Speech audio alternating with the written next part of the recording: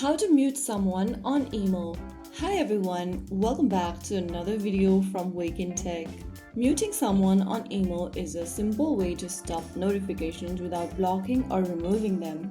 First of all, launch open the IMO application on your device and make sure you're logged into your account. After you're inside the main chat screen of IMO, go ahead and open up the conversation of the person you want to mute, or search for their name in the search bar and open up their chat section.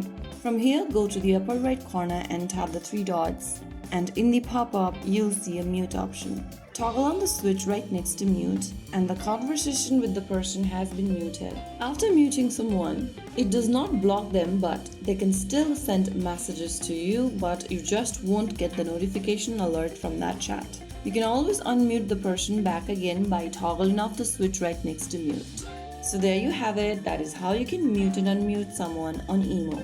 If you found the video helpful, don't forget to like, share and subscribe to our channel. I will be back again in the next video. Stay tuned and thanks for watching.